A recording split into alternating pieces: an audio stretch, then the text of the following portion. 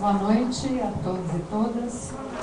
Meu nome é Flávia e a gente está abrindo agora mais um Psicologia em Foco, que é um espaço, do Conselho Regional de Psicologia, onde a gente convida tanto a sociedade quanto os psicólogos e todos aqueles interessados a discutir diversos temas, e variados temas que são de interesse de um grande número de pessoas. Esse espaço ele vem acontecendo agora no ano de 2015 e a gente já trabalhou diversos temas que eu acho que é importante eu apresentar para vocês aqui um pouco, porque a gente contou assim, com discussões muito ricas, e desde a gente tem aqui a questão do genocídio da juventude negra, o estresse no trabalho, prostituição, maioridade penal. Então são vários temas que perpassam o nosso dia a dia e também fazer da psicologia. E todas as discussões têm se desdobrado muitas vezes em outros temas. Então isso que para nós tem sido muito interessante um espaço como esse. Um diálogo não só com os psicólogos, mas também com pessoas que tragam contribuição, principalmente para a atuação profissional. E hoje, especificamente, a gente tem como um desafio o bullying, apontamentos da psicologia na educação. É um tema também que, para nós, é muito desafiador e provocativo, E eu espero que a gente tenha aí um bom campo de discussão. E para compor essa mesa, eu queria chamar os nossos convidados que gentilmente vêm trazer as suas linhas de pesquisa e experiência nessa área. Primeiro, o professor Clóvis Alves Caldas Filho.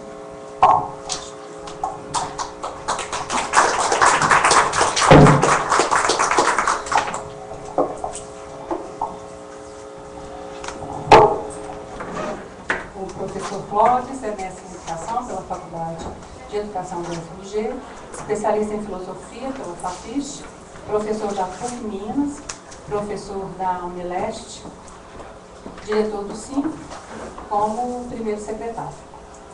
E, para também contribuir com a gente, o nosso convidado é o professor Marcelo Ricardo Pereira, que é psicólogo, psicanalista, doutor em Psicologia e Educação, e pós-doutor em Psicologia, Psicanálise e Psicopatologia Clínica. O professor Marcelo é também professor de Psicologia, Psicanálise e Educação na FAI e autor do livro Acabou a Autoridade? Na verdade, uma pergunta. A Impostura do Mestre, O Avesso do Modelo, entre vários outros livros e artigos.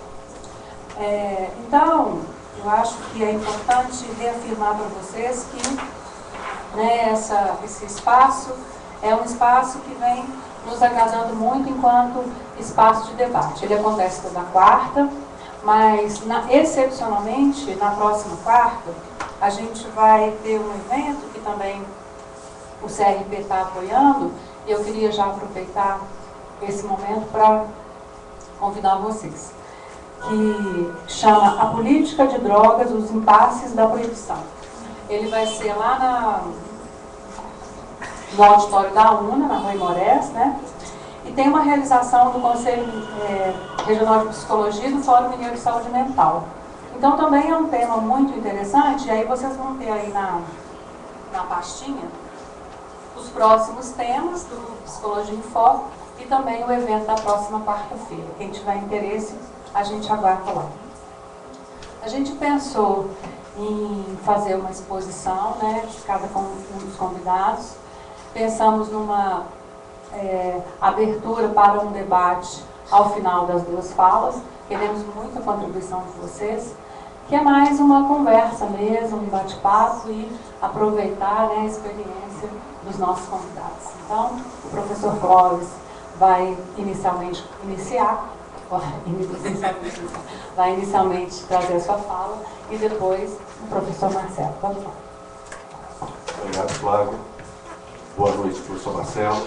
Boa noite a todas e todos. Eu quero, antes de mais nada, agradecer ao CRP e muito especialmente a uma colega e amiga de muitos anos, a Estela Mares, que me indicou para a participação desse evento aqui, a Psicologia em Foco. Como professor atuando na educação a partir da filosofia e também como sindicalista, integrante da diretoria do Cinco Minas, Sindicato dos Professores de Minas Gerais, da rede privada do Estado, no cargo de primeiro secretário, tenho me defrontado com o fenômeno do bullying em diversas situações. Contudo, não pretendo aqui falar como um especialista com largo acúmulo sobre esse tema. Pretendo muito mais, no espírito dialógico de uma roda de conversa, trazer dúvidas, inquietações e problemas sobre o tema do que mais propriamente algum diagnóstico ou propostas de intervenção. Penso que a experiência do bullying deveria ser algo limitado no interior da existência de uma pessoa, por tratar-se de alguns aspectos postos pela socialização.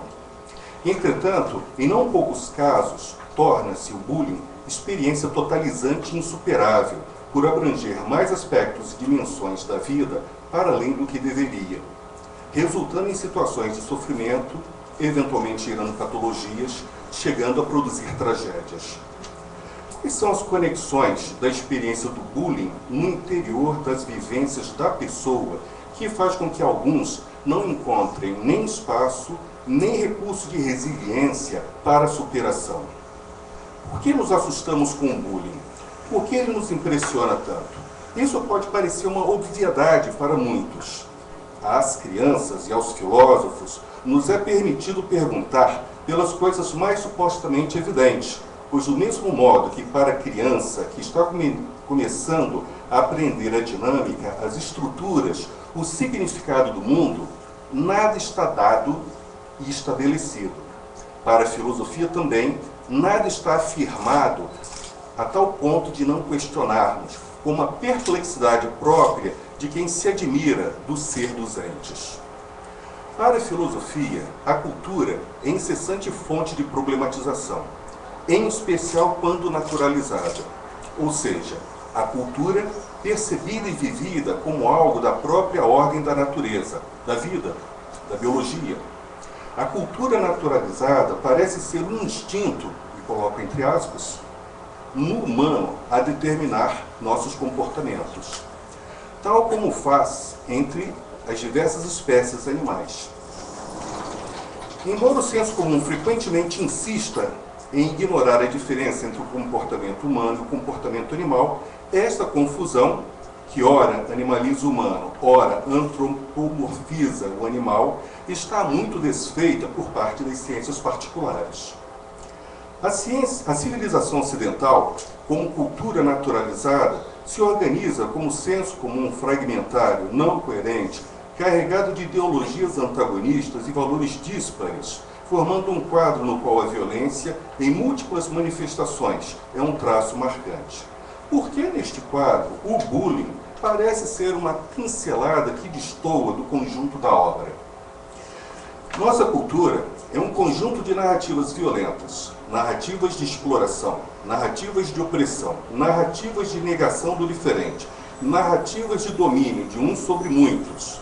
Nessa história de apagamento do outro, a pergunta não deveria ser pelo bullying, mas pela violência sistemática, da qual parecemos não nos dar conta, ou parecemos considerar natural.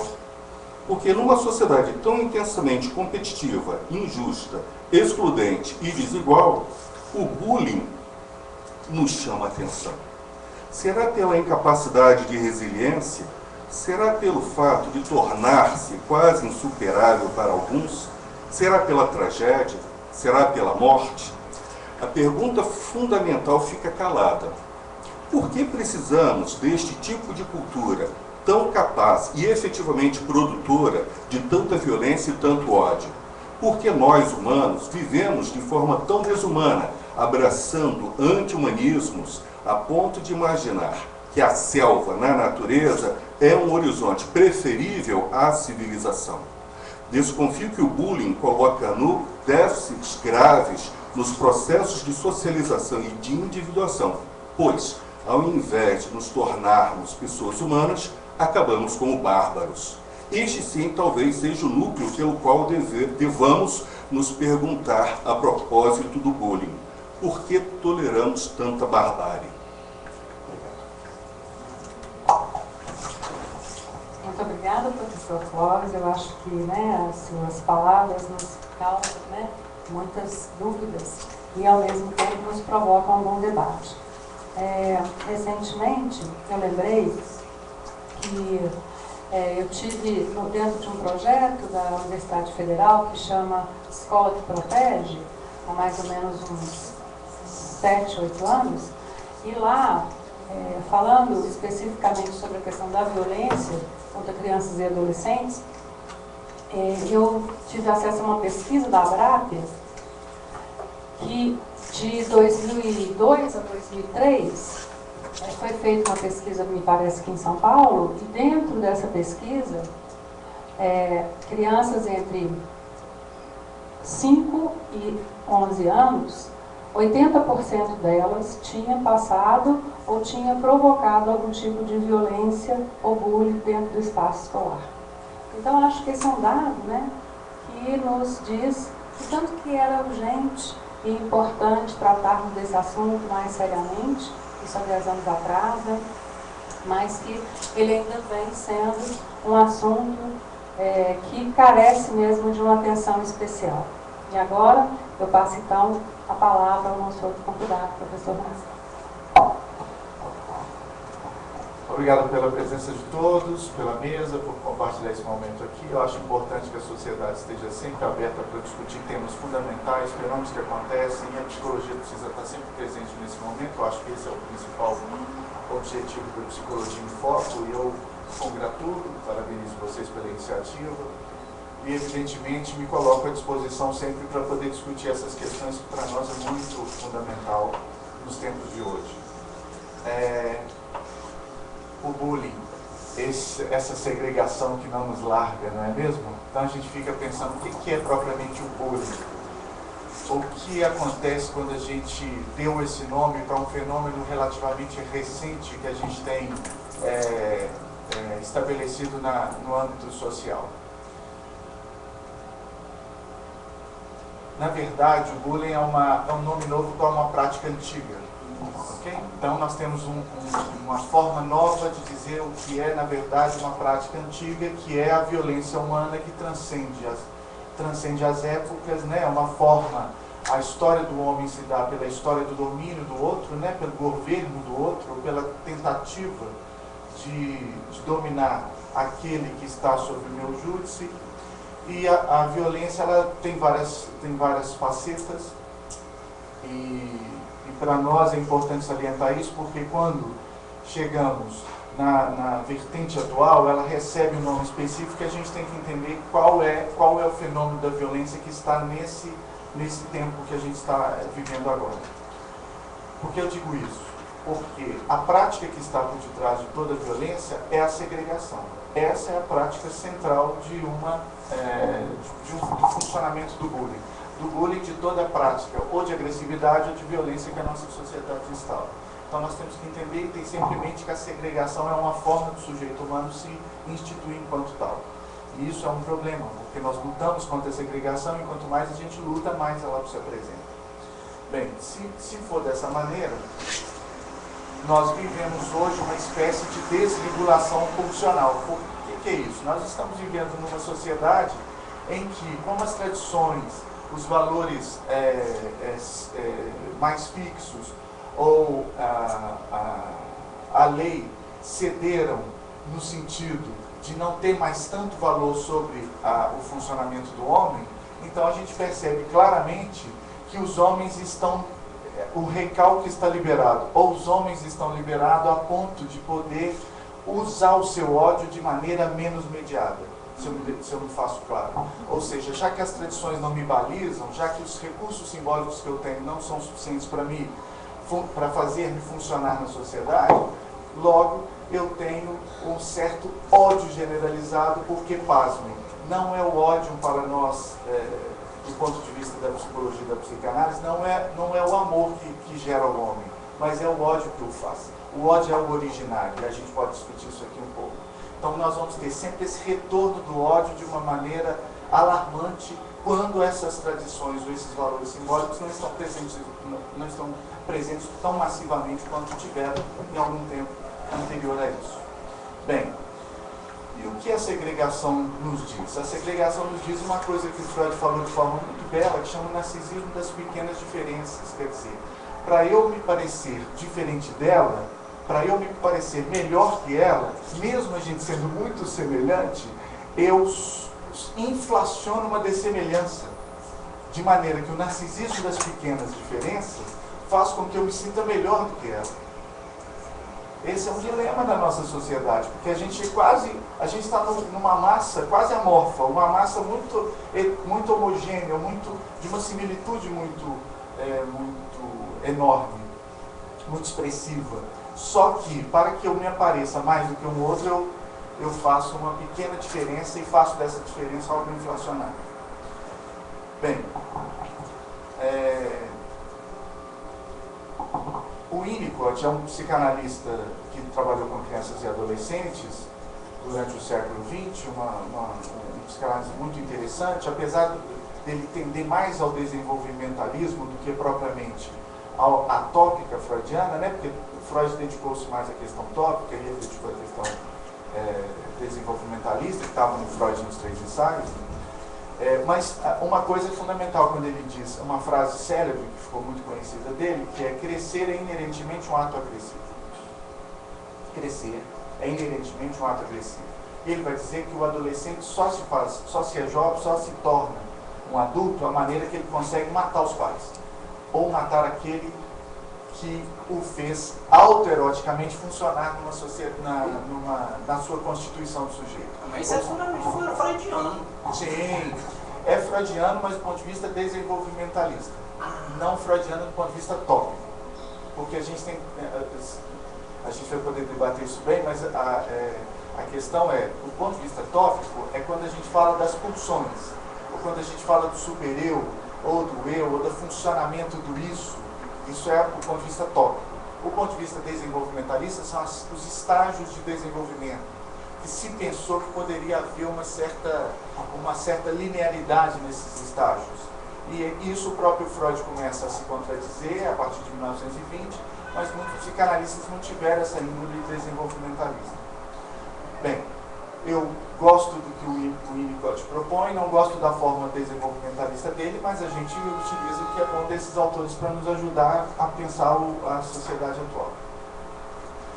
Bem, se crescer inerentemente um ato agressivo, então eu poderia dizer que nós temos aí alguns conceitos fundamentais. Olha, crescer, ato e agressividade. Então nós temos 3 conceitos fundamentais que a gente tem que se pautar para poder entender o bullying. O bullying, não há dúvida que tem alguma coisa que indica crescimento, que a pessoa está tentando se afirmar de alguma maneira, sobretudo quem pratica o bullying, né, que é o bully, ou o valentão. E, bem, eu estou aqui imaginando que todo mundo já sabe, pelo menos imaginariamente, o que seja bullying, né? Então, todos passamos por isso. Exatamente. Entre nós, esse que vos fala. O valentão e o vítima. E eu quero salientar para vocês que talvez seja interessante a gente ter em mente que uma coisa que é muito esquecido no meio, sobretudo nessa literatura mais barata sobre bullying, é que a grande importância, assim como tem o valentão e o vítima, é o terceiro, é a testemunha silenciosa que acompanha o bullying, e esse nunca é colocado na cena. E é para ele que se endereça o bullying. Por que é para ele que se endereça o bullying? Porque o valentão, ele não precisa bater num fraco para se dizer valentão, porque o fraco desqualificaria o próprio ato de ser violento. Ele escolheu um fraco para bater, não significa nada. Mas ele escolheu um fraco para bater sob o olhar do terceiro, aí é fundamental. Então o terceiro, que nunca entra na conta, não entra na conta das das gestões escolares, não entra na conta dos professores, não entra nas contas dos pais, não entra na conta do conselho tutelar, não entra na conta do jurídico e nem da imprensa. Então esse terceiro fica silencioso. E é ele, talvez seja ele o principal foco que nós devemos entender ou fazer funcionar no âmbito escolar. Bem, a adolescência é uma coisa complicada. Por que é uma coisa complicada? O sujeito deixou de ser uma coisa e não é outra. Não é de se estranhar, ele deixou de ser uma coisa e não é outra. Quer dizer, ele fez luto da sua cena infantil e do que a gente chama de princípio autoerótico do desenvolvimento, né? O que é o princípio autoerótico? O sujeito tem o seu próprio corpo é ofertado ao outro como objeto de satisfação. Satisfação da mãe, satisfação do pai, da avó, da tia, das pessoas que adoram essa criança, da sociedade em geral. Essa pessoa, então, ela faz luto disso porque ela é ejetada desse lugar, porque está na hora de ser alguma coisa para o outro, não é assim? Ele está na hora de ser. Boa noite. E, bem, aí ele tem que fazer o quê? Ele tem que fazer o desligamento dos pais, ele tem que fazer uma espécie de afirmação, o desligamento do seu autoerotismo, evidentemente. Ele tem que fazer uma espécie de afirmação social da sua sexualidade. Olha que coisa difícil. O sujeito está embaraçado ainda com a sexualidade e precisa fazer a afirmação disso. E não só, ele precisa definir parceiros, ele precisa definir amigos, tribos com as quais vai lidar, rede social, ele precisa inclusive definir com quem vai se casar, se vai ter filhos, inclusive o curso superior. A gente falava há pouco dos meninos de 17 anos que já tem que escolher seu curso para a vida toda. Não é à toa que essa é uma bomba relógio esse período da vida. Na nossa civilização. Não era em civilizações anteriores, que nem a adolescência existia. A adolescência é algo muito novo e é próprio do século XX. Bem, por que eu estou dizendo isso? Porque a nossa sociedade ocidental não só liberou o jovem, não só criou o jovem, como a partir de 60 e 70 deu a ele muito poder. Nós estamos vivendo numa sociedade adolescentizada ou juvenilizada. O que significa isso? Meninos de 6 anos querem ter 16, homens de 46 querem ter 16. Então é muito curioso que todo mundo quer uma juventude eterna e não para ser como o retrato de Dorian Gray ou coisas do gênero, nem nesse sentido. Aliás, é também, porque a gente faz de tudo, operação plástica, tudo para se parecer mais jovem. A questão, além de querer ser mais jovem, é querer ter essa liberdade do jovem de não precisar se responsabilizar por uma causa, pela sua autogestão, e ao mesmo tempo ter poder nessa sociedade. Isso é muito bom. E a gente sabe que de 60 e 70 nós vivemos isso desde então. Se for assim, ao dar poder, nós fizemos uma coisa, nós demos na mão dos adolescentes ou dos jovens um poder muito forte, inclusive para se afirmar na sua pequena diferença. Isso chama bullying para nós. E aí o bullying não seria, na verdade, um desafio à lei, porque muitos vão dizer assim, o bullying é uma forma de você fazer contravenção. Porque os jovens durante o século XX, e vocês sabem disso nos filmes e tudo mais, os jovens fizeram uma espécie além de idealistas, eles eram aqueles que botavam sempre as regras em questão. Né? Aliás, a gente que trabalha com sindicatos está sempre buscando essa força jovem, porque essa massa jovem faz esse movimento que a gente pode endereçar do ponto de vista acadêmico, mas quem faz esse movimento do ponto de vista da massa energética é o jovem. E o jovem faz isso. A questão para nós é outra. A questão é, o bullying não estaria sendo como uma expressão da juventude, uma forma de contravenção, uma forma de você subverter a lei. Na verdade, não é, como eu digo aqui, não é um desafio a ela, mas ao contrário, é um ato agressivo que visa estabelecê-la. Ele estabelece a lei do mais forte, a minha lei. Essa é a tentativa de estabelecer frente ao terceiro. Eu o maltrato para mostrar para vocês que a lei sou eu. Essa é propriamente o que a gente chama de montagem perversa. O que é montagem perversa na psicanálise? Diferente da estrutura perversa, que é uma forma da estrutura da subjetivação humana, a montagem perversa é essa forma generalizada que nós estamos vivendo na nossa sociedade. E ela está generalizada mesmo. Vide Eduardo Cunha. Vide os nossos políticos que agora não estão tendo nem o desplante de poder, envergonhadamente, assumir alguma questão que, porventura, em outros tempos, seria bastante constrangedor. Não existe isso mais. Nós estamos numa montagem perversa, e a montagem perversa significa que eu mesmo faço a versão da lei imposta por mim. Quer dizer, a lei sou eu que faço. Vamos entender isso rapidamente para eu encerrar aqui e a gente conversar. Se a gente vai na montagem perversa, nós temos na psicologia ótimos dados para a gente poder, boas fontes para a gente poder trabalhar a questão dessa montagem perversa reatualizada no bullying. Uma delas é um texto maravilhoso do Freud que eu indico para vocês, que chama Bate-se numa criança, ou uma criança é espancada, como está traduzido, depende da tradução, e que ele vai introduzir como se dá essa montagem perversa na sociedade, ou mais especificamente nesse tom não desenvolvimentalista, mas nesse tom que a gente poderia dizer tópico, né? Nessa forma tópica. Bem, o Freud vai dizer que a criança, até chegar no bate-se numa criança, ela passa por 3 momentos, ou 3 fases fundamentais. Fase não é um nome bom. Ou seja, ela se subjetiva de 3 formas. A primeira é a que ele vai chamar, é o que ele vai dizer que é a fantasia que a criança tem de meu pai está batendo na criança que eu odeio. Essa é a primeira fantasia que ele escutou na clínica dele lá. Vou falar rapidamente essas 3 para a gente verificar o que isso tem a ver com... Não tão rápido, nós estamos tentando anotar. Eu estou por causa do tempo. Não, vamos lá. Tome o tempo que precisa. Vocês me digam, vocês me... Meu pai está batendo na criança que eu odeio. Essa é a frase dita na fantasia. Mas qual que é a frase recalcada que está por detrás dela? Meu pai está batendo na criança que eu odeio por mostrar que ele ama apenas a mim. Então tem uma erótica boa. Meu pai está batendo na criança que eu odeio porque ele ama apenas a mim.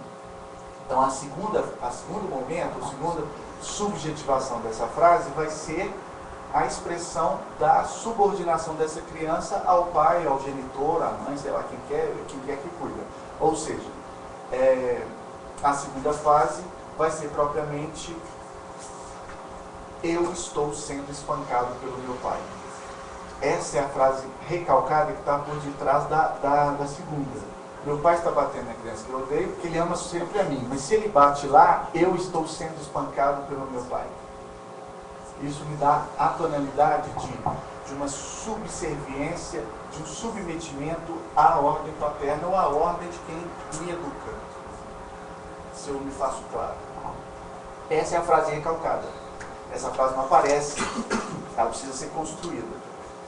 Bem, por que isso? Porque mais tarde ela vai ser reformulada, porque isso coloca o sujeito numa condição feminina. Meu pai está sendo espancado, meu pai está me espancando, ou mais precisamente, estou sendo espancado pelo meu pai, significa que estou sendo espancado, estou sendo amado, estou sendo populado, estou sendo feminilizado pelo meu pai. Não importa se é menino ou se é menina. É uma fantasia de submetimento a uma ordem de alguém potente. Então, feminilizado e submisso tem que ser necessariamente sinônimo? Sim.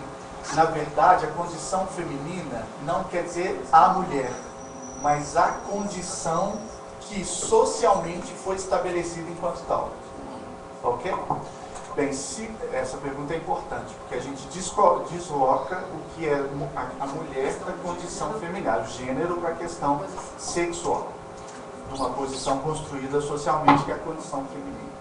Bem, se for assim, nós temos a terceira, despessoalizada, quer dizer, objetificada, sem pessoalidade. A terceira fase da fantasia vem assim, o terceiro momento da fantasia vem assim, bate-se numa criança. Eu estou vendo uma criança batida, pelo professor, por alguém na rua, por um bully, né? Por alguém qualquer, está sendo batido. Bem, por que eu estou dizendo isso? Porque nós temos 3 deduções para tirar disso antes da gente poder teorizar o bullying propriamente e poder sair desse raso que a gente vê nessa literatura de internet sobre bullying. A primeira é: se elimina progressivamente, se vocês perceberam, toda a pessoalidade do sujeito na história. Ele vai se tornando objetificado. Ok? E o arranjo perverso faz isso. O que o perverso faz com o outro? Ele objetifica o outro e faz o gozo dele imperar sobre o outro. Então os elementos não são mais dialetizáveis, não entra no código, ele é despessoalizado. A segunda dedução que a gente pode trazer é o que o Lacan vai falar do estado de instantaneidade. É o clímax da situação imaginária. Essa é a frase até do Freud.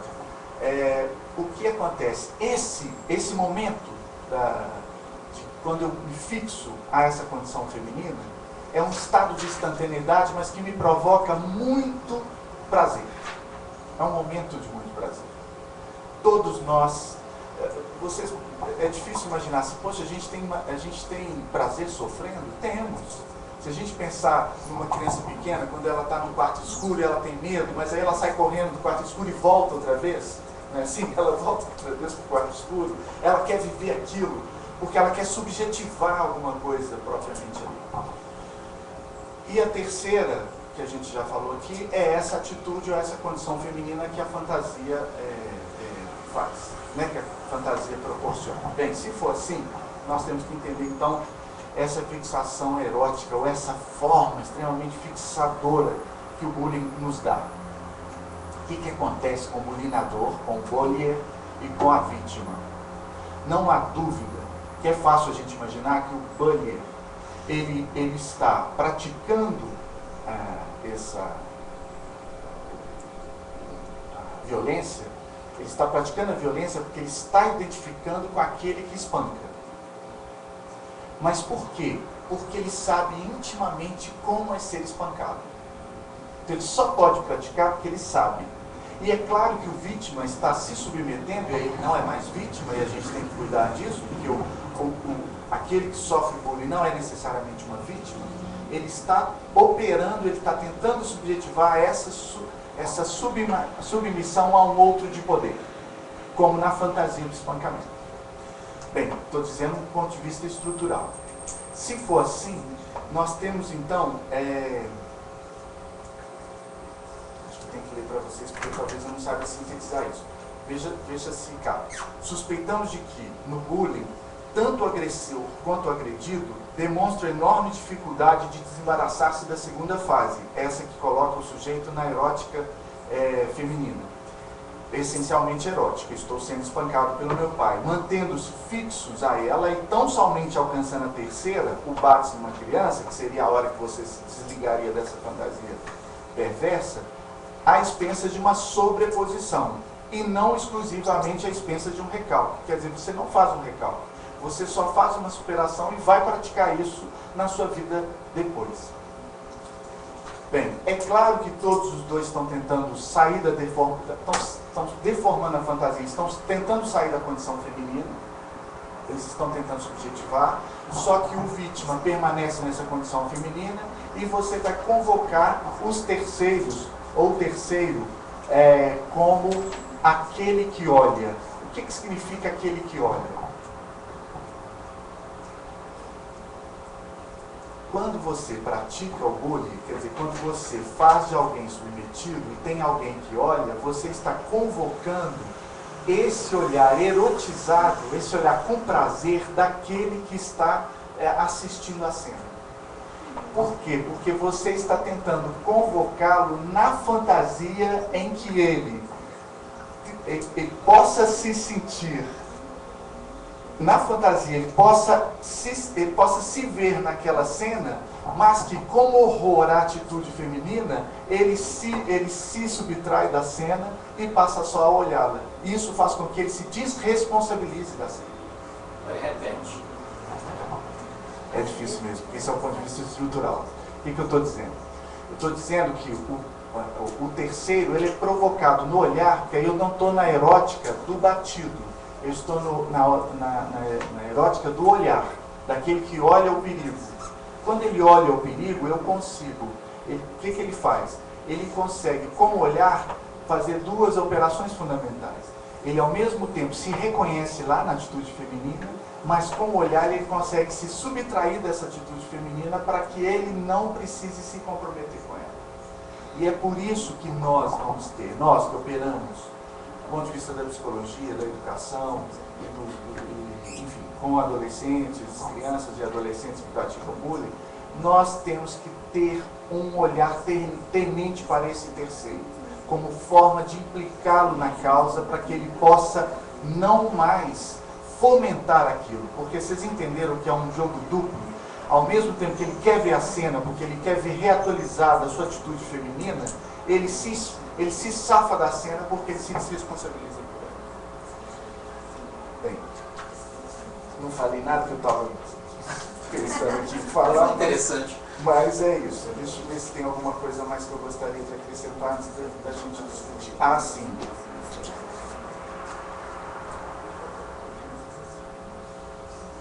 O que talvez, bem, nós não podemos ficar fazendo análise dos meninos. Nós não vamos fazer isso. O que a gente faz na intervenção? Primeiro, colocar no fórum todos os personagens da cena, inclusive o terceiro.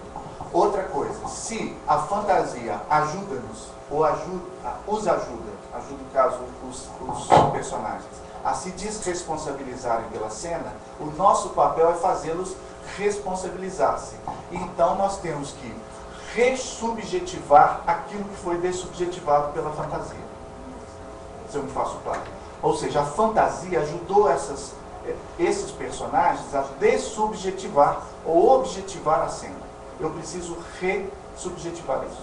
Eu preciso lutar contra a objetificação. Infelizmente, a mídia e os programas de educação, eles são muito objetificantes. Eles dessubjetivam a operação contra o bullying. Eles fazem esse movimento muito mais técnico do que necessariamente estrutural. E o meu convite é para a gente, quando eu vou falar, quando eu faço esse movimento nas escolas, é reconvocá-los para pensar a operação estrutural que está por detrás do sujeito na sua subjetivação.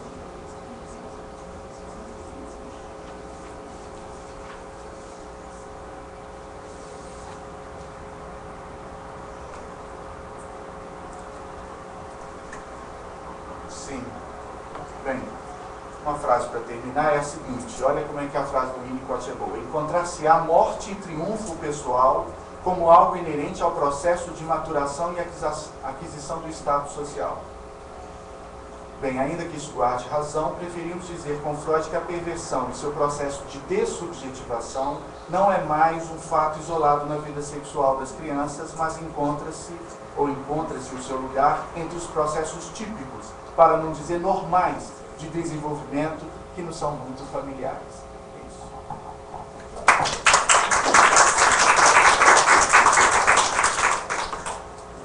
Obrigada, professor Marcelo. Realmente, né, a sua fala também nos traz aí um campo vasto, principalmente para nós na psicologia, né, e várias questões que são abertas. Eu acho que a intenção é essa mesmo, né, de chamar para o debate.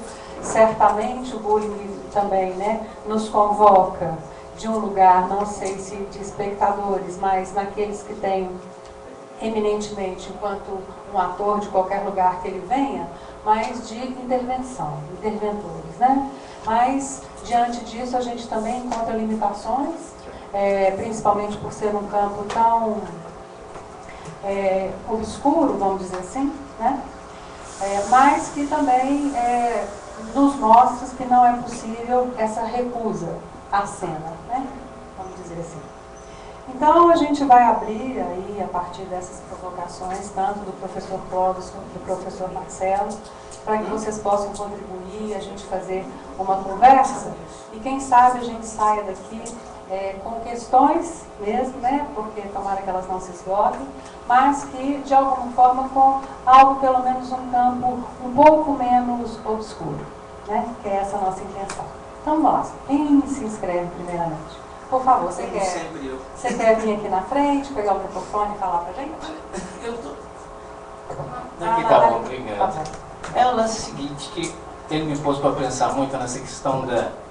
Como, numa palestra passada, ela colocou estrutura de poder como se fosse uma coisa subjacente a tudo. O poder é que diz quem é o sujeito, o poder é que diz o que é o amor, o que é o ódio, o que é a sociedade. É quem está no poder que decide isso. Nesse caso, o bullying não seria resultado de uma sociedade de soldados, porque durante muito tempo nós fomos colonizados por uma sociedade guerreira que é europeia. Então, o ideal era ser um soldado. O melhor emprego era ser um soldado. Você tinha as melhores mulheres, você tinha o melhor uniforme, você tinha aquela ilusão de que o soldado é que era importante. Então, como é que essa sociedade de soldados redirecionou o eros de uma criança normal para transformar ela num futuro soldado através do treinamento de bullying? Então, assim, a violência da criança refletiria, na verdade, um status social que tem uma filosofia por trás dele que é: eu tenho que morrer por algum motivo maior que eu. Minha vida só vale a pena se eu morrer por algum motivo maior que eu. Sendo que por trás disso tem uma estrutura de poder que só tende a lucro, usando aquele idiota que acreditou nisso para lutar por ele, conquistar um novo território, conquistar um novo mercado. O cara está lá morrendo pela honra e o aqui de trás que está no poder está ganhando dinheiro, sem se arriscar. Era isso. Vamos então fazer 3 perguntas e depois a gente vai para a discussão. Tem mais, gente? Algum comentário, alguma questão? Então, gostaria de perguntar para o doutor Marcelo, né? Você falou para a gente implicar o terceiro nesse contexto. Queria saber como que a gente faz para implicar mesmo, para responsabilizar esse terceiro, fazer esse movimento. Então, gente, seria muito importante que vocês se apresentassem também para nós e dissessem de onde vem, né? Desculpa, meu nome é Atayana, sou estudante de psicologia do 8º período da FEAD. Deixa ele se apresentar, Natália. Meu nome é Almir. Você vem de onde, Almir? Você quer saber de onde eu vim agora ou de onde eu nasci? Não, onde você está? Onde eu trabalho? Ministério da Agricultura. Psicólogo, né? Boa noite, meu nome é Denival, psicólogo, moro em Betim, atuo em São Joaquim de Bicas, secretário de Educação de lá. Isso. Eu queria ouvir mais o Clóvis falar, e ele trouxe uma coisa que me inquieta muito, e ouço muito falar hoje mesmo pela manhã, junto com o promotor de Igarapé e Bicas, junto com a juíza, falando um pouquinho sobre a cultura naturalizada, né? Que eu acho que isso para nós, do fazer da psicologia, e aí eu acho que é um desafio, né? Não estava na mesa, mas na plateia de ouvir de um outro lugar, e aí vem aquilo que a gente falar. Uma coisa muito objetiva mesmo. E aí realmente o que dificulta a situação lá na rede. E aí ouvir mais dizer sobre essa cultura naturalizada. Estava discutindo sobre violência, que perpassa também pelo bullying, de certa forma, né? E do professor Marcelo, sobre esse terceiro, né? Eu acho que isso no fazer, no cotidiano, principalmente o que eu vivencio mais cotidianamente na escola pública, esse terceiro, eu queria ouvir mais falar sobre esse terceiro, porque, para além disso, ele autoriza que isso seja feito. Então, o que se perpassa nessa estrutura, assim, que autoriza, e, de certa forma, não, o menino, não, que todo mundo chama ele de burrinho mesmo, e burrinho. Aí o vice-diretor coloca, não, todo mundo chama de burrinho, mas como assim? Burrinho, todo mundo? E é esse terceiro. Então, os colegas já autorizaram chamar de burrinho, aí o vice-diretor realmente fez essa retificação. E eu acho que aí se colocou. E aí, quando eu vou junto com esse sujeito, realmente, não, eu sou burrinho da escola. Então, realmente, eu queria ouvir mais sobre esse terceiro. Obrigado. Seu nome, por favor, você falou? Denival. Denival. Mais alguém, gente, né? E aí depois a gente fecha e passa para o segundo bloco. Meu nome é Lenice, eu me formei recentemente em Psicologia na Faculdade de Ciências Médicas e foi interessante a fala dos dois, e eu gostaria de estar colocando, e gostaria de ouvir também dos dois uma questão sobre a função que vocês pensam sobre essa cena, ou essa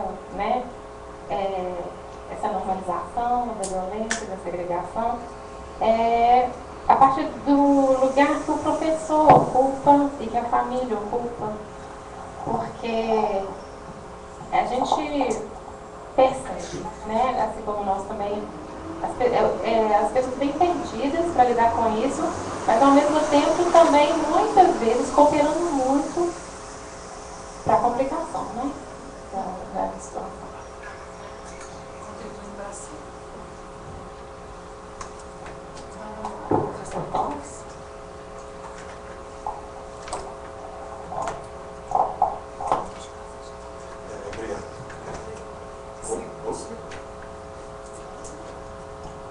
Alô? Eu vou começar com a provocação que o Denivaldo imediatamente me fez, e a partir daí eu tento chegar à questão que você coloca, Lenícia. E vou tentar também levantar alguns aspectos aí para o colega Marcelo nos ajudar nessa reflexão, né? Quando a gente fala da cultura naturalizada, existe uma série de ideias que estão sendo pressupostas. A primeira ideia é de que a cultura é algo que se constrói historicamente, socialmente, ao conjunto de práticas. O problema que se coloca quando uma cultura se naturaliza é exatamente percebermos o modo de ser de um tempo, de um lugar, como sendo algo absoluto. Então, para ser objetivo, me permita dar um exemplo, né? Quando, numa determinada sociedade, se concebe que as relações entre homens e mulheres são relações nas quais o homem tem que exercer um domínio e a mulher deve exercer uma submissão, e que essa é a ordem natural das coisas, você tem um padrão sociocultural que está aí absolutamente naturalizado. É da ordem natural que o homem, porque é homem, porque está na biologia de homem, se imponha e exerça domínio e controle sobre a mulher. E obviamente que, para além dessa definição de papéis, todo o resto será crescentemente tido como práticas aberrantes, distorcidas, pecaminosas, erradas e por aí vai, né? Então, eu penso que essa questão de encararmos esses aspectos da cultura naturalizada são aspectos extremamente relevantes e extremamente importantes, porque é exatamente aquilo sobre o qual a gente não pergunta, é exatamente aquilo sobre o qual não discutimos. E nos valemos de determinadas evidências, de determinado sentimento de obviedade, que é exatamente a marca do senso comum. É o peso do senso comum, o peso de uma tradição não questionada, não refletida e não examinada. E muitos dos debates atuais, na realidade, não estão confrontando posições. Estão confrontando posições e não posições, porque são aspectos absolutamente não refletidos. São posições tradicionais onde o indivíduo não examinou e não ponderou aquilo que sustenta. Então, eu acho muito interessante quando, por exemplo, a gente vive a modinha que vivemos aí no final de semana, todo mundo colorindo as fotografias no Facebook e aquela discussão toda, né? Ah, mas isso é modinha, você nunca tomou posição, mas então agora você vai mudar suas preferências e tal, né? Eu acho que o importante é aquela questão ter sido colocada. Eu acho que o importante foi exatamente ter havido toda aquela movimentação midiática que traz visibilidade para aspectos, para uma parcela da sociedade que não tem a visibilidade que deveria ter, né? Bom, então, qual é o papel do homem, qual é o papel da mulher, como é que nós devemos viver? Essas coisas são construídas socialmente. E elas foram construídas e continuam em construção. Como é que nós continuaremos a viver? Porque não é só olhar para o passado e olhar para o presente, olhar também para o futuro, né? E eu penso que a gente faz o nosso olhar, a nossa intervenção, sobretudo depois do dos anos 90 com um déficit muito grande de utopia. Utopia não é falta de realidade. Utopia não é fantasia. A utopia é aquilo que ainda não está realizado. É o sem lugar, é o utopos, né? Precisamos de energias utópicas se queremos construir algo de novo, se queremos fazer com que esse mundo seja algo diferente e melhor do que tem sido ou do que foi no passado. Então, eu penso que realmente a nossa cultura, o nosso momento de sociedade, o nosso momento de civilização carece de energias utópicas que concorram para que sejamos capazes de organizar as relações de produção, as relações de convivência, sejamos capazes de trocar, reciclar os valores que nos organizam. E acredito que o bullying, como uma manifestação pontual de uma violência simbólica estruturada dentro da nossa sociedade, está aí dentro desse panorama, né? Bom, Lenise, eu acho que o papel do professor, ele é um papel dialético, né? Por quê? Porque o professor, ele pode jogar um papel para um lado ou para o outro. Tanto o professor pode contribuir para processos que legitimam essa sociedade excludente, essa sociedade violenta, essa sociedade opressora, como ele pode contribuir para o questionamento, para o ensaio de novas formas de relação, para vislumbrar outras possibilidades de vivência. Como ele também pode ficar numa situação confortável em cima do muro, né, onde ele faz um certo discurso, mantém determinadas práticas, faz uma prática diferente, mas não assume nada do discurso e fica naquela situação meio reformista, meio não vou para lá, não vou para cá e por aí vai, né? E procurando fazer agora assim, talvez uma pergunta, né, ou uma provocação, né, ao meu colega aqui, o Marcelo, né? Quando você fala aqui da agressividade, né, eu penso, bom, aí me perdoe, eu sou da filosofia, né, eu não sou da psicanálise, né, mas eu fico encantado com a intervenção que você fez aqui, né, e fico aqui pensando, né, você falou em alguns momentos sobre agressividade, mas eu tive a impressão que você leva a agressividade para o ódio. Eu não sei se essa foi uma percepção subjetiva minha, se foi um equívoco, eu gostaria que você esclarecesse. Por quê? Porque eu entendo a agressividade como combustível da ação. Todos nós precisamos de agressividade. A agressividade não é ruim.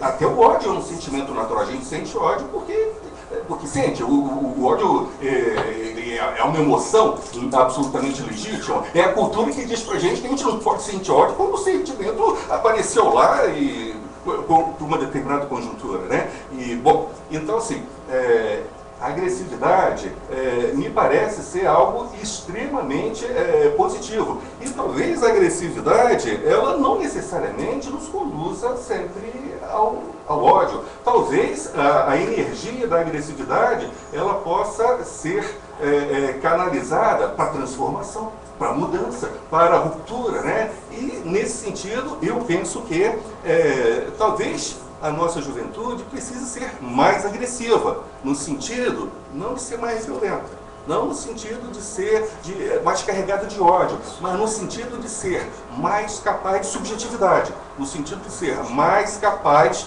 de ousar e tentar fazer coisas novas que ainda não foram feitas. Eu estou há 20 anos em sala de aula e eu fico impressionado como é que cada vez mais os meus estudantes, eu tenho muitas turmas em primeiro, segundo período, como que os meus estudantes chegam na universidade velhos, absolutamente despossuídos de uma energia utópica de transformação. Eles querem, olha, qual é meu lugar no jogo? Aonde que eu me encaixo na sociedade? Entendeu? Como é que eu me dou bem? Entendeu? E isso daí, assim, não é mudar, não é transformar, não é fazer o mundo melhor. O mundo é do jeito que é e quero meu lugarzinho, entendeu? E não importa como é que eu vou chegar nesse meu lugarzinho. Não importa se eu tenho que assumir determinadas práticas meio imorais, não importa se eu tenho que assumir valores que são valores diferentes daqueles que eu carrego, né? Mas Na realidade, eu discordo um pouco, me permita aqui só estender um pouquinho, né?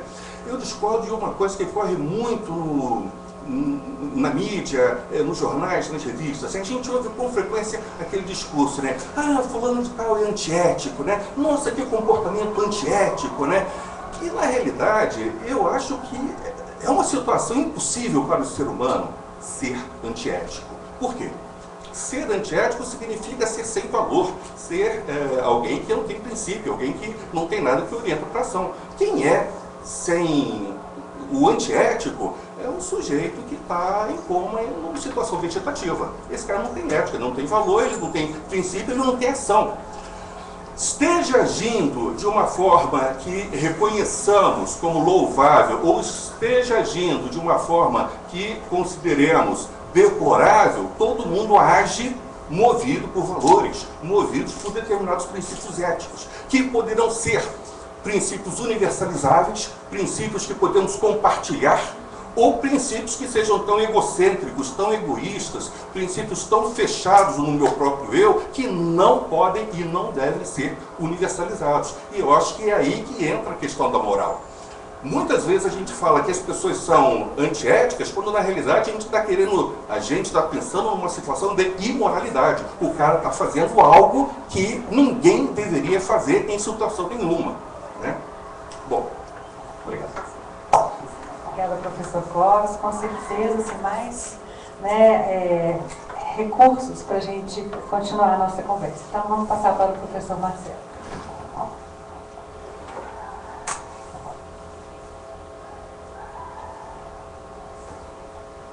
Uma sociedade de soldados, sim, nós somos desde Espartas e a gente vai ser sempre uma sociedade de soldados e isso tem um valor.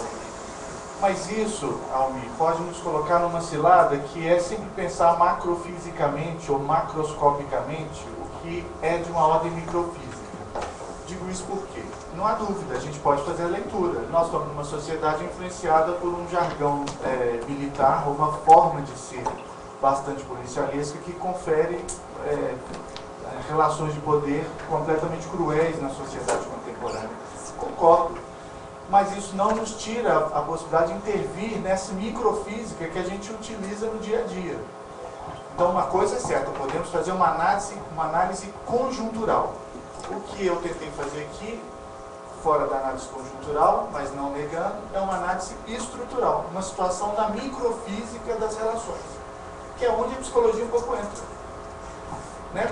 Não há dúvida que a psicologia não desconhece que a gente tem toda uma questão macrosociológica que nos faz ser de uma forma ou de outra. Mas nós temos que intervir no microfísico, na escuta do singular, naquela tensão entre particular e universal. Então nesse viés que o convite foi feito aqui. Vamos tentar sair das análises só macrofísicas do bullying para a gente poder pensar a capilaridade do bullying. Bem, e eu gosto muito dessa ideia da estrutura de poder, porque na verdade essa questão é muito fundamental.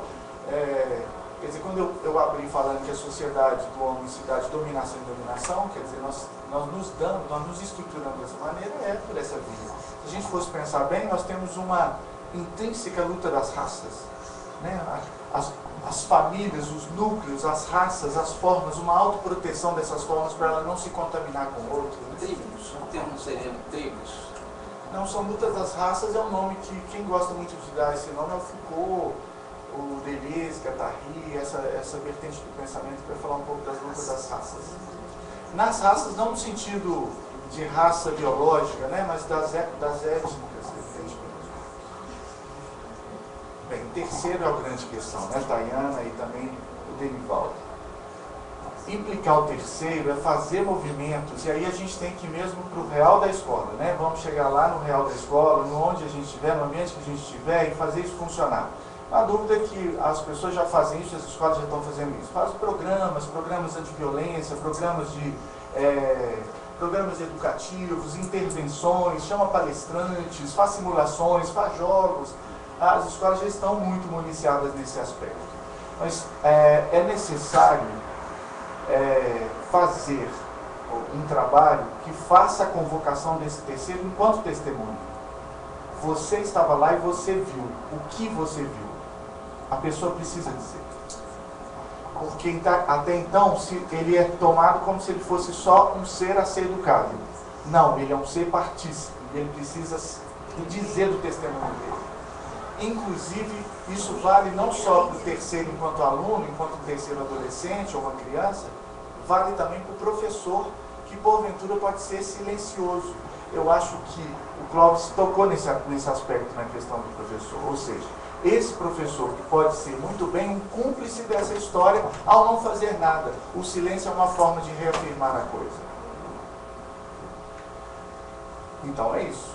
Convocar, fazer tribuna, botar a questão em voga, discutir isso numa plenária, fazer assembleia dentro das escolas, isso é necessário fazer. E a ação efetiva. Para isso eu preciso de um gestor esclarecido.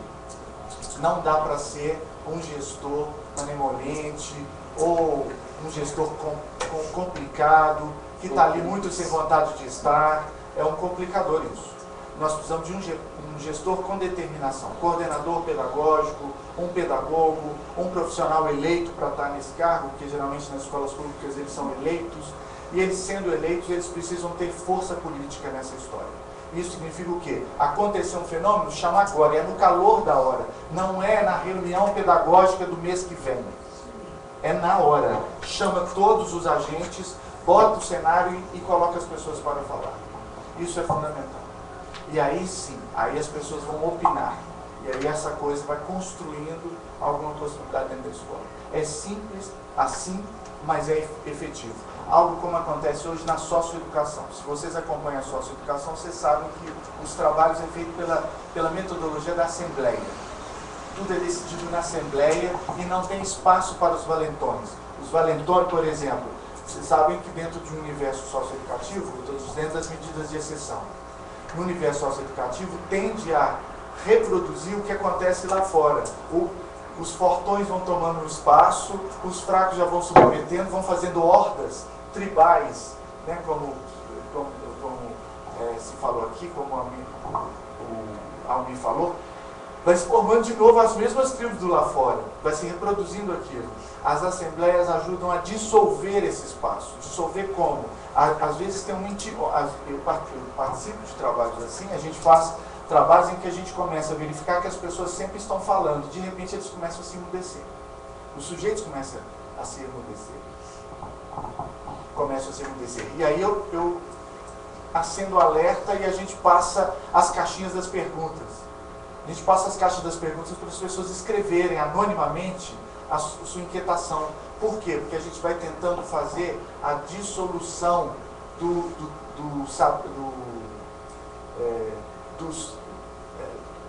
dos poderosos, dos valentões. A gente vai dissolvendo isso numa ordem mais democrática ou mais horizontal.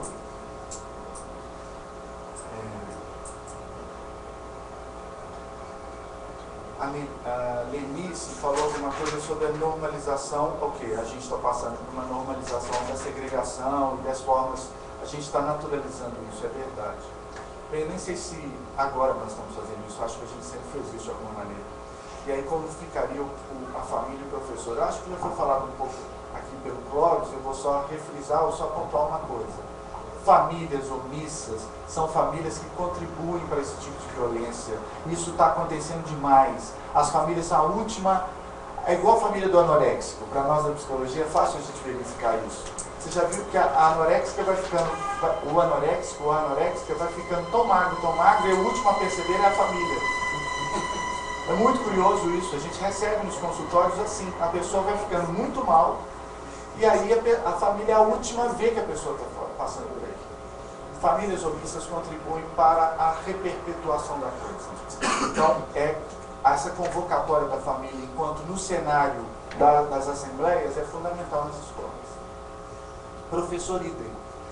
Agora, professor, gente, ele é uma figura que, e a gente tem pesquisado muito isso, sobre o estudo da saúde mental dele, nós temos verificado que o professor tem desistido de ser, mas não desiste da profissão. Isso é muito cruel, porque a pessoa desiste de ser professor, mas não desiste de funcionar enquanto professor. Bem, por que a gente está verificando isso? Porque, enfim, tantas coisas fizeram com que isso acontecesse, do salário às condições de trabalho, mas, sobretudo, não nos enganemos. Muitos de nós entramos na universidade pelas portas da licenciatura sem desejo necessariamente de fazer licenciatura, mas foi a única forma de entrar numa universidade pública.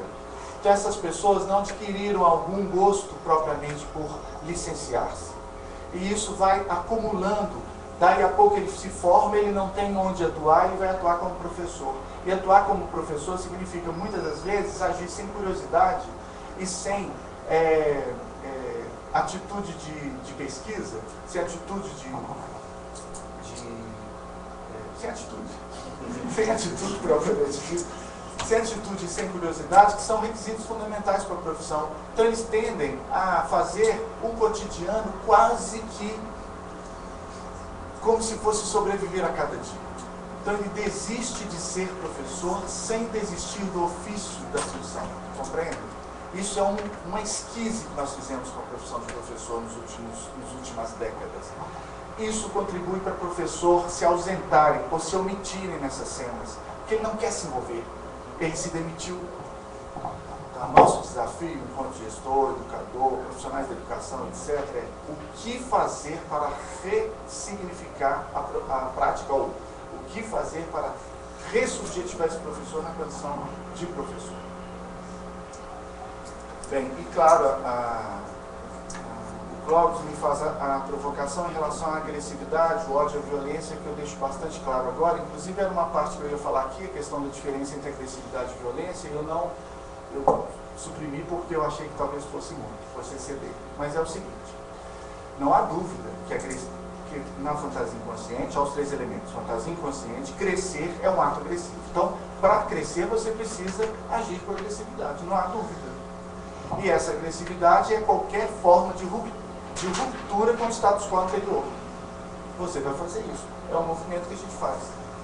Óbvio que quando isso é significado nas maneiras sociais que se apresentam, essa agressividade ela pode vir muito bem como uma forma de crescimento pessoal, como uma forma de violência. Essa forma de violência, ela está intrínseca às nossas convenções sociais que estabelecem o que é violência em certo momento. Vamos imaginar que, sei lá, no início do século XX, chamar uma figura de gordinho não era problema. Hoje é.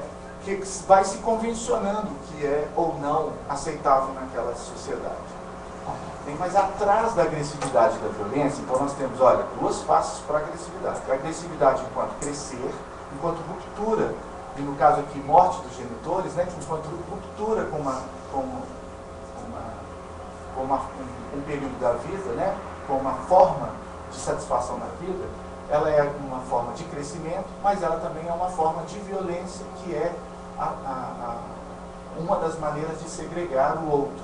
O que significa? Rebaixar o outro à condição do meu poder. Ora, por que eu estou dizendo isso? Porque intimamente, nessas 2 fontes da agressividade, o que jaz na nossa natureza, e quando eu falo natureza, eu falo natureza humana, que é como o Clóvis está colocando, né? Quando ele fala assim, isso está na nossa genética, não é na genética do gene, mas na genética de origem, ou seja, nessa genética humana, nessa forma humana de acontecer, o ódio e não o amor, eu falei isso, está na origem. O que eu quero dizer com isso? Que imaginem a cena de um bebê nascendo e ele não sabe nada que está acontecendo, aliás, ele não tem recurso nenhum para saber nada. Quando vem alguém para o corpo dele, imagina alguém vindo para cima do corpo dele. É um invasor. Esse outro é um outro maciço. É uma coisa que ameaça a minha precária existência. Então, a reação da criança, em primeiro momento, é uma reação de rechaço do outro.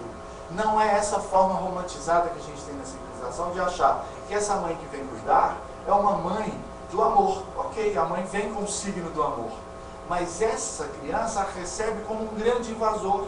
Por isso a Melanie Klein vai dizer que o primeiro momento do sujeito na constituição, enquanto bebê, na constituição humana, é esquizoparanoide. Por que é esquizoparanoide? Porque aquilo é ameaçador, aquilo pode me desintegrar.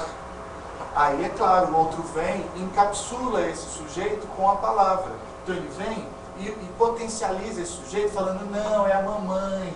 Mamãe vai te dar leite. Ou seja, você recobre esse sujeito com a palavra, com o amor, com a significação, com o que quiser. Mas depois que aquilo intrinsecamente foi rechaçado enquanto ódio. Então, no fundo, nós temos uma aversão ao outro em primeira instância, para depois deixarmos capturar por ele.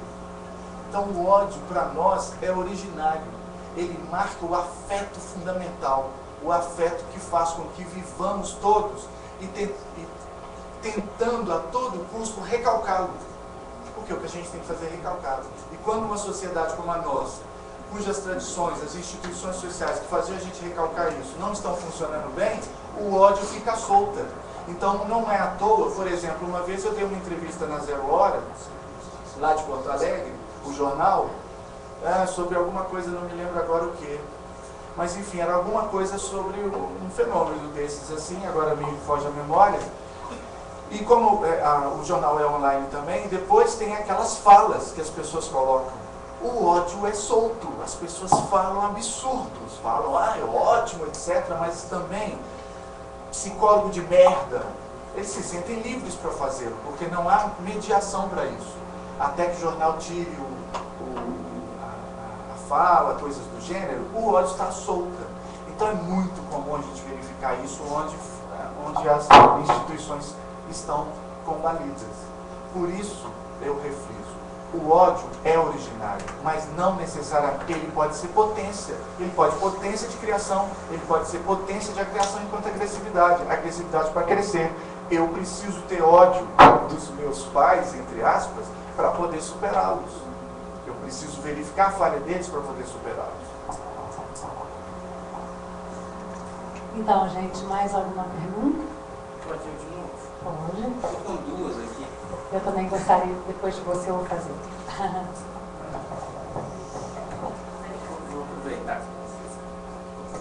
Vou aproveitar, professor de filosofia, você me deixou um pouco assustado. Você falou que está na biologia do homem se impor à mulher. Não. Isso me deu um susto danado. Peraí, deixa eu só fazer outra pergunta. Eu questiono muito isso que você fala sobre o ódio ser primordial, porque é o seguinte, nós estamos falando numa sociedade onde as pessoas casam por posse, não por amor. Uma sociedade, a mãe já rejeita o filho dentro do útero se ela for menina, porque ela quer um homem, e o homem ele já tem um destino traçado assim que ele nasce. Então ele já, dentro do útero, já percebe que ele é um objeto. Agora, se for resultado de uma sociedade onde a pessoa nasce por amor, que eu não sei que sociedade é essa, mas deve existir em algum lugar, talvez lá em Marte, eu acredito que esse ódio não vai ser, esse toque não vai ser invasão. O Le Guattari mostrou que muita da coisa que a criança passa é por causa do tipo de nascimento que ela tem, que é uma violência extrema. Então a primeira coisa que se coloca é colocar a criança em cima do barrigo da mãe, porque ela quase que volta para dentro do útero. O problema da criança quando ela nasce é que ela pensa que matou a mãe. E esse sentimento de culpa é que deve dar esse sentimento de invasão. Porque ele se sente culpado de ter matado a mãe, mas quando coloca o neném sobre a barriga, e ele escuta o coração da mãe, escuta a respiração da mãe, ele perde toda essa noção. Eu acredito nisso, tá? Minha crença. Agora, por favor, me explique esse negócio. O Almir, né? Eu estava procurando exatamente exemplificar a cultura naturalizada, e era exatamente o exemplo daquilo que a gente está criticando, né? Em algumas sociedades até hoje praticam esse nível de machismo, né?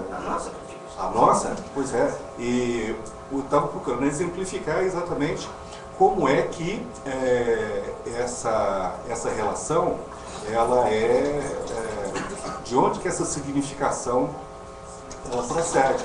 Da crença de que há uma biologia diferente para o homem e para a mulher. Obviamente que eu sou contrário a isso, né? As ciências particulares, a biologia, a sociologia, a história, ela tem diversas explicações que nos ajudam na desconstrução das estruturas de domínio machista, do próprio patriarcado. Agora, eu penso que esse trabalho de desconstrução é um trabalho muito difícil, porque ao mesmo tempo que intelectualmente, racionalmente, percebemos que essas estruturas não são estruturas justas, válidas, são estruturas que devem ser transformadas, em alguma medida essas estruturas podem estar presentes no nosso próprio ser. Ainda estão presentes. Quer dizer que biologizamos a sociedade? Não, ao contrário, eu estou argumentando contra isso.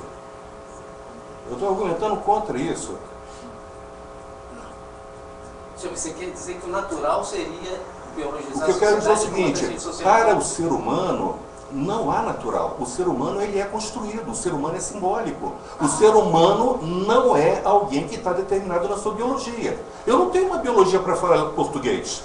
Eu não tenho uma biologia para ser brasileiro. Isso tudo foi uma construção histórica que eu vivi nas oportunidades que a vida me trouxe, entendeu?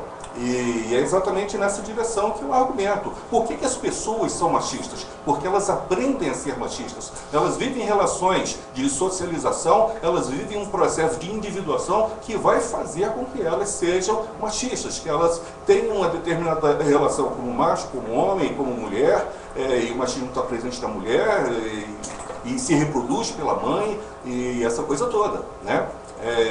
Pelo contrário, a minha argumentação é toda no sentido de cortar essa naturalização da cultura. Talvez se tivermos uma maior clareza de que a cultura não tem nada a ver com a natureza, que a cultura não tem nada a ver com a biologia, que a cultura é fruto de uma história, que a cultura é fruto de escolhas, de valores, de processos, talvez sejamos capazes de avançar mais rapidamente para transformações, para mudanças sociais que façam com que a vida seja mais bacana de ser vivida, né? Como você falou, por exemplo, né? Uma sociedade de soldados. Eu fiquei aqui comigo pensando, né? Talvez essa sociedade de soldados a qual você referiu seja uma sociedade de dominadores e dominados, né? E isso coloca ainda nos dias de hoje a relevância de Hegel na fenomenologia do espírito, quando ele fala exatamente da dialética do senhor e do escravo. E daí vem um conceito muito bacana que está lá na teoria crítica, num determinado filósofo vivo, contemporâneo nosso, né? E que tem uma pega muito interessante, que é o Axel Honneth, né? Ele centra todo o seu trabalho filosófico em torno... Axel Honneth. Ele escreve isso? A-X-E-L-H-O-N-N-E-T-H. N-N-T-H. Tem um livro traduzido aqui no Brasil dele que é muito legal, Luta pelo Reconhecimento. E o interessante, é um filósofo erudito, complexo, mas a gente lê e entende. Vocês, principalmente, terão muita facilidade. A luta pelo quê? A Luta pelo Reconhecimento, editora 34. Pode continuar. Bom, então, Almir, eu acho que quando você pensou aí, quando você estava falando a questão da sociedade de soldados, né, eu aqui estava pensando, poxa, será que por detrás dessa questão da sociedade dos soldados não é a questão de uma sociedade de senhores escravos, dominadores e dominados, né? E essa relação, essa dialética, né, do senhor e do escravo, né, essa expressão que o Hegel utilizou ela fala exatamente das relações de dominação e de opressão. E isso vai nos implicar em determinados coeficientes de poder ou de falta de poder, a possibilidade de sermos sujeitos ou não. E o horizonte bacana que a cultura pode construir é um horizonte de poder compartilhado, de poder que permita o desenvolvimento das nossas possibilidades humanas. Agora, isso é uma tarefa que está um pouquinho lá para frente. Por quê? Porque os desafios imediatos são desafios que estão colocando na ordem do dia a redistribuição dos bens e serviços imprescindíveis à existência da própria vida. Então, e aí, assim, eu não sei se a gente tem que colocar uma coisa antes da outra, né? Talvez talvez sejam coisas que têm que ser reivindicadas e obtidas, mas não dá para fazer a luta pelo desenvolvimento das potencialidades humanas se a vida não estiver garantida, materialmente falando. Então, há um substrato material incontornável, né? Mas esse substrato material não pode nos impedir de desenvolvermos as nossas possibilidades maiores. Em termos objetivos, o que é que eu estou querendo dizer? Será que uma sociedade em desenvolvimento não pode se permitir cultura, não pode se permitir filosofia, não pode se permitir arte? Todo mundo tem que estudar administração, fazer um curso técnico, entendeu? Cuidar da agricultura, entendeu? É esse o ponto que eu estou colocando. E acho que tem um equívoco. Embora as condições materiais sejam imprescindíveis e tenham até uma prioridade, não podemos descuidar da produção simbólica, que dá sentido para a existência, dá sentido para o feijão e arroz que a gente vai ingerir, que faz com que a nossa vida seja humana. Então, desde o início das minhas provocações aqui, eu estou procurando trazer exatamente essa ideia de que lidamos sistemicamente com déficits de humanização. Porque a gente pensa um pouquinho assim, né? Olha, eu sou humano ou não sou humano? Não, eu sou bicho ou sou gente? E não é bem assim. Eu penso que nós não somos bicho, e talvez, se fôssemos, né, estaríamos numa situação até mais confortável, porque os animais, eles se ajustam a um equilíbrio ecológico entre os animais, o predador acaba com a presa, mas é importante que exista o predador para que a presa não se multiplique e não produza uma superpopulação que vai produzir um desequilíbrio ambiental. Bom, mas ali você tem um instinto. Você tem ali um instinto como um padrão inerente às diversas espécies que vai responder pelo seu comportamento. Nós, ao nos tornarmos seres culturais, ultrapassamos isso daí. E aí, nós não é que nos tornamos bonzinhos, mas nos tornamos capazes da crueldade. Nos tornamos capazes da barbárie. E eu acho que esse é o grande desafio com o qual nos defrontamos cotidianamente, a barbárie. O bullying, ele é algo que nos chama atenção, mas a gente não horroriza com a criança que está ali no sinal, fazendo um número de circo e tal, né? E a gente não fica pensando, essa criança não tinha que estar na escola? A gente vê um cara revirando lixo ali e a gente não enxerga o sujeito, quando aquilo ali devia produzir uma profunda indignação em todo e qualquer ser humano. O que acontece conosco? Que temos uma percepção tão seletiva e a gente horroriza quando acontece uma cena de violência dentro da escola, onde o valentão se impôs, subjugou o fraquinho ou o diferente, e os milhões e milhões de crianças que sistematicamente são negados pelo sistema, não têm comida, são humilhados porque vivem nas ruas, não têm um teto na cabeça, né? O que acontece conosco? Que nos acostumamos a esse nível cotidiano, estrutural, sistêmico de bullying, de violência, né? Então, eu acho que quando o bullying nos incomoda, talvez ele incomode porque ali é um espaço onde a gente não esperava de encontrar a violência. A gente não esperava de encontrar... E que espaço é esse? Quem são os atores que estão ali presentes? Quem é que está dentro do espaço escolar?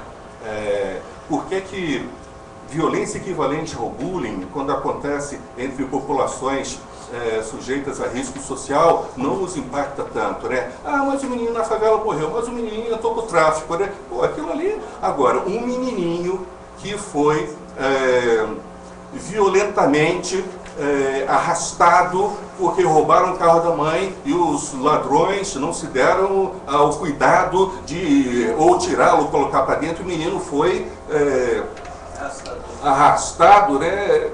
Isso daí é uma notícia de comoção nacional.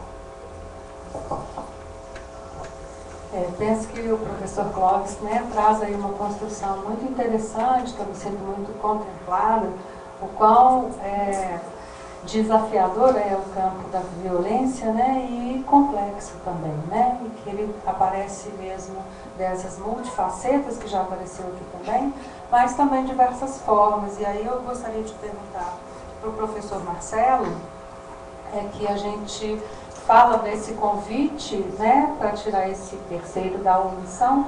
Então, que é um convite à palavra. Então, no lugar onde não se tem a palavra, tem o ato violento, né? E como que a gente pensa isso em outras formas da violência, já que ela aparece enquanto ato, mas também daquela forma que a gente pode dizer, também de uma forma mais perversa, quando ela é psicológica e quando ela vem sendo alimentada no dia a dia, né? Seja por uma diferença de cor, de preconceito social, racial, e de orientação sexual, enfim. Então, eu acho que algumas questões que perpassaram aí toda a discussão, mas que também são componentes muito importantes que estão contidos dentro desse universo do bullying e que o professor Clóvis fala, né, que a raiz é muito mais profunda. Então, gostaria de ouvir mais um pouco sobre isso. Mais alguém, gente, para a gente fazer mais uma...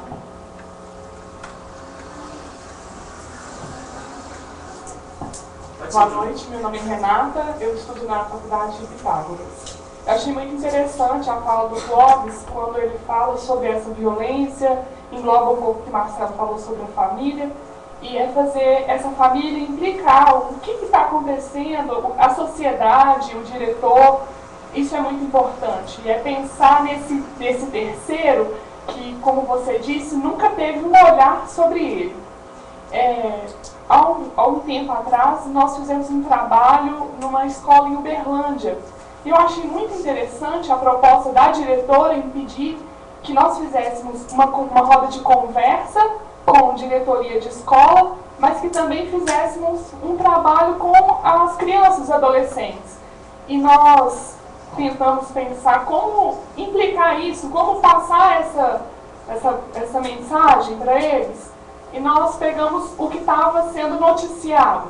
Por exemplo, casos de bullying noticiados no Brasil e fora. O caso do adolescente que entrou no cinema nos Estados Unidos e matou, enfim. Então nós pegamos várias pessoas e assumimos aquele papel. E aí a gente tentou convencer a plateia de adolescentes e crianças que o que estava acontecendo naquele momento. E por fim a gente trouxe essa palavra. Sabe, quem está errado, quem está certo, e você que vê, como que é isso? E o resultado disso foi muito bacana. De professores, de alunos procurando, falando, nossa, eu quero contar. Tem tanto tempo que eu sofro isso. O coordenador que chama o outro de gordinho e que é natural. Então, às vezes, isso é tão natural, esse olhar, já que a gente vê isso tanto na televisão, filmes, tudo, virou comum. Que é difícil sair dessa posição de passividade. Então, foi uma coisa muito legal dessa escola. Pena que foi uma só. Mas foi legal ver esse resultado de que, nossa, é mesmo, acontece comigo. E que minha mãe sempre me chamou de gordinha, né? E era tranquilo para mim, nossa, mas isso me dói, isso me machuca. Então, eu acho isso muito interessante. Tornar simples, porque é dia a dia, né? É senso comum esse bullying já.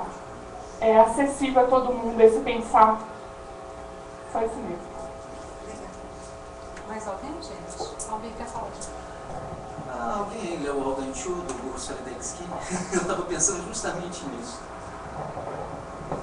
Eu estava pensando aqui essa questão de como resolver essa... Bom, primeiro que você falou, porque eu estudei sociedades druídicas, sociedades dravídicas, a grega antes de ser patriarcal. Existia um outro sistema onde existia amor e não poder. Sabe? O poder não precisa ser desvinculado do amor, ele pode ser usado para o amor. Agora, o lance do Aldan Chu é isso, que a sociedade, o pessoal trabalha o mínimo necessário para manter aquela sociedade em pé. E depois, o resto do tempo é livre, então as pessoas trabalham 4 horas por dia.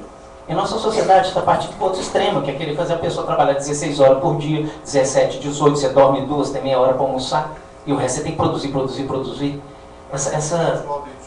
O Aldan Chu do... Você defende o Aldan Chu? O modelo de Aldan Chu? A ideia é interessante, o método que foi falho. Bem, eu acho que a gente podia concentrar no bullying aqui, que é a questão fundamental. Eu acho que o espaço da palavra é fundamental. Se fazer ela circular é fundamental. Esse é o nosso, inclusive, nosso princípio clínico. A gente chama de método de orientação clínica, que é uma pesquisa e intervenção ou extensão nesse caráter. Então a gente faz, o tempo todo a gente promove uma espécie de circulação da palavra, a gente permite que faça essa circulação da palavra e que a nossa intervenção é a mínima possível, a gente fala o mínimo possível, porque o princípio é clínico, que é fazer sujeitos conseguirem inscreverem as suas diferenças, né? Sujeitos inscreverem as suas diferenças. Eu acho, inclusive, Flávia, que dentro disso, talvez até para contemplar o que a colega colocou em Uberlândia, né? O seu trabalho de Uberlândia é isso. O que eu vejo tentei aqui descrever o que eu vejo nas escolas que está sendo feito propriamente para essa intervenção em relação ao bullying. Os programas educativos, claro, as atividades pedagógicas, os fóruns, as assembleias, as convocações das famílias, esvaziar o máximo possível os saberes dos especialistas. Eu acho que os especialistas não têm que vir logo na primeira leva. Eles podem entrar só como profissionais de apoio, seja psicólogo, assistente social, ou alguém propriamente dito, e depois, sim, convocação de conselhos tutelares, ou do sistema jurídico como um todo, ou mesmo da imprensa. A questão é, você faz uma rede de trabalhos para que essa intervenção se dê. Nessa rede, nesses fóruns ou nessas assembleias, a gente faz o que a gente chama espaço de palavra, ou espaço de fala, que é o que é um dos dispositivos que a gente tem no método de orientação clínica.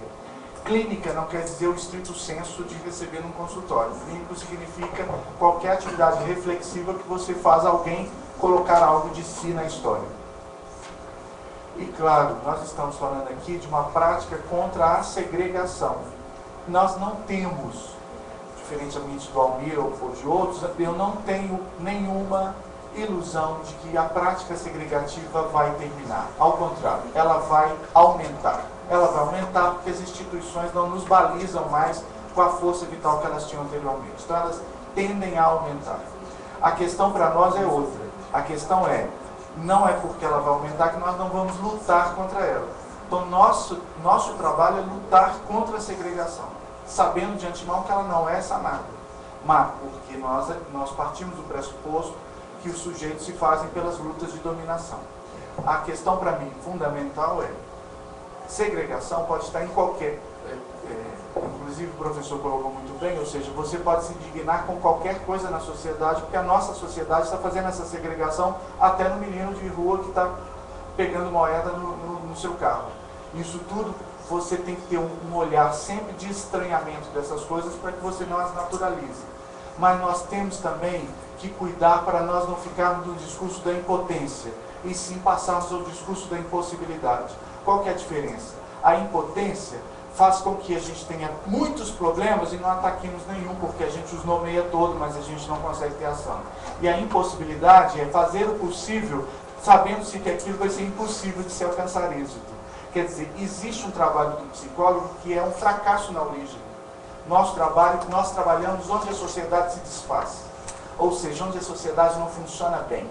Ou seja, nós estamos sempre fadados ao fracasso. Mas a nossa força é fazer o possível dentro desse impossível e sairmos do discurso da impotência. Então você vai, a meu ver, recortar uma questão social, um fenômeno social, trabalhar em cima desse fenômeno densamente, provocar esses espaços de fala, esses circuitos de fala.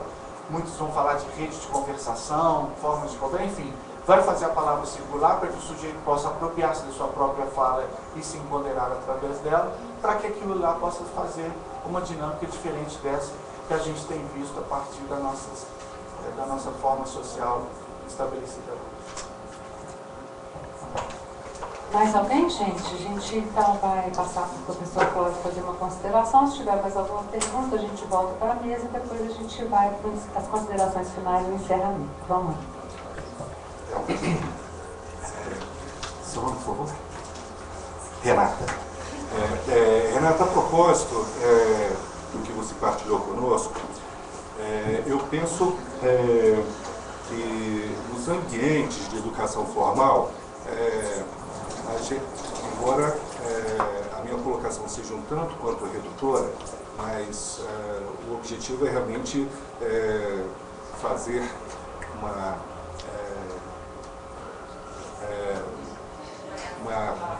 redução da questão. Para que nós estamos educando os nossos meninos, os nossos adolescentes? Para que educamos dentro da nossa sociedade, dentro das nossas escolas, dentro das nossas universidades, né? E eu colocaria uma situação meio bipolar. Por quê? Tenho comigo a impressão de que por muitos mecanismos nós estamos muito mais educando para o consumo do que propriamente para a cidadania.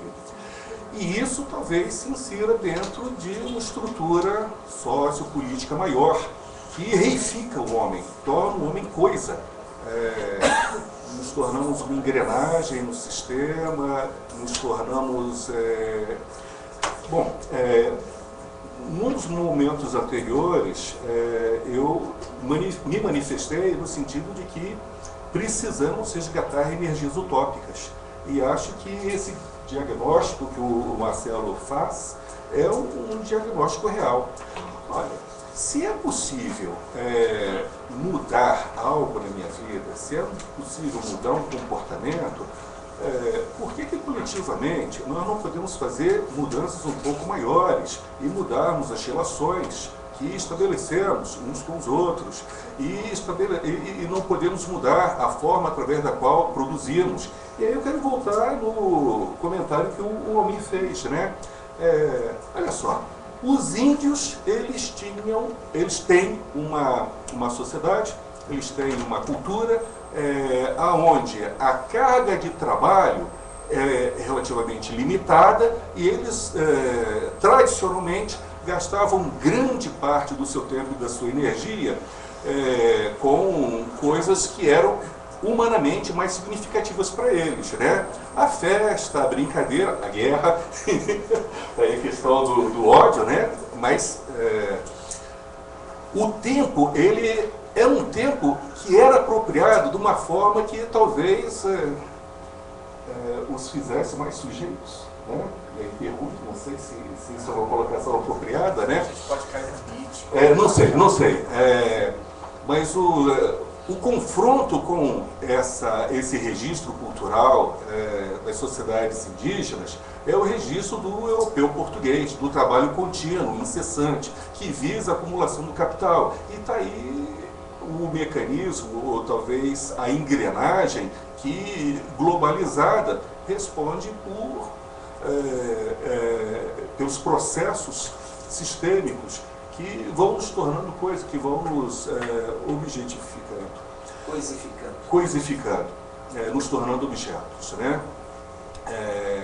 Esses processos são incontornáveis, esses processos são processos diante dos quais não existe nenhuma alternativa.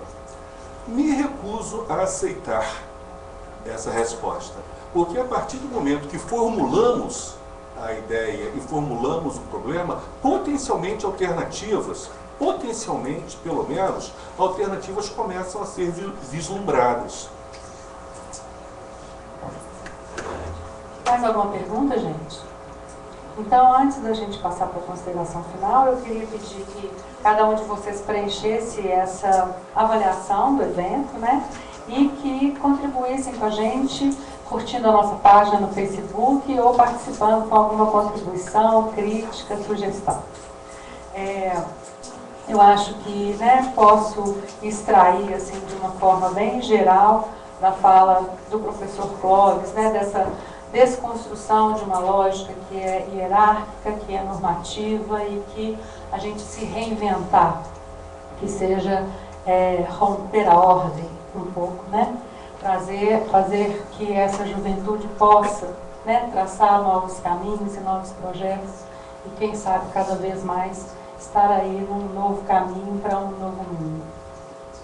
E não poderia deixar de aproveitar aí do professor Marcelo e também do professor Clóvis para as considerações finais, de pensar a questão, eu